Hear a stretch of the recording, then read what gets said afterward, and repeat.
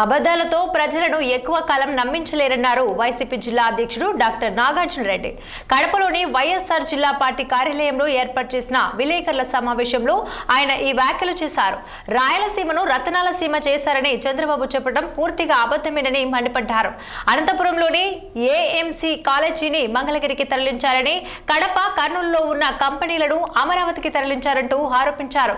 రాయలసీమలో ఎక్కడ బోర్డులు వేసినా 30 అడుగులకే నీరు వస్తుందనటం అసత్య ప్రచారమని అన్నారు.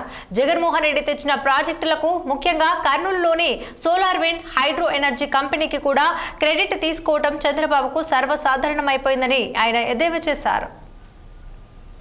ఎందుకోసమంటే వాళ్ళు పగలంతా కష్టపడి ఏదో చేరడానికి కోసం అని చెప్పి ఆ బుర్రకథల దగ్గరికి, కాలక్షేపం దగ్గరికి వెళ్తారనమాట. సో దానికి వాళ్ళు ఎంతో ఆ కళాకారులు కూడా అదే విధంగా వారిని అంతే విధంగా ఎంటర్టైన్ చేసి వారిని ఆనందపరచడం జరుగుతూ ఉంటుంది.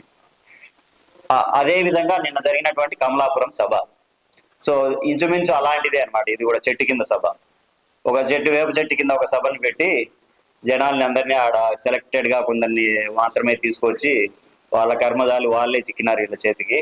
పాపం తప్పించుకోలేరు, ఎటు పోలేరు. ఈయన చెప్పే సోదంతా ఈయనలాగా కక్కలాక మింగలాక బాధను దిగమింగుకొని గంటన్నర సేపు పాపం వాళ్ళే చేతులు కట్టేసుకొని మరీ కూర్చొని ఈయన చెప్పేదంతా వినడం జరిగింది. చంద్రబాబు నాయుడు గారు కూడా కనీసం సత్యసాయి శతదినోత్సవాల నుంచి వచ్చినాడే, కనీసం కొంచెమన్నా సత్యం మాట్లాడదామని లేకోకుండా అట్లాంటిది లేనే లేదా. గుక్క తిప్పకుండా మాట తిప్పకుండా ఉంటుంది కదా, ఒకదాని తర్వాత ఒకటి అనర్గళంగా అబద్ధాలు చెప్పడంలో ఆయనకు మించిన వారే లేరు. అవి ఎందుకోసమంటే వాళ్ళు పగలంతా కష్టపడి ఏదో చేరడానికి కోసం అని చెప్పి ఆ బుర్రకథల దగ్గరికి, కాలక్షేపం దగ్గరికి వెళ్తారనమాట.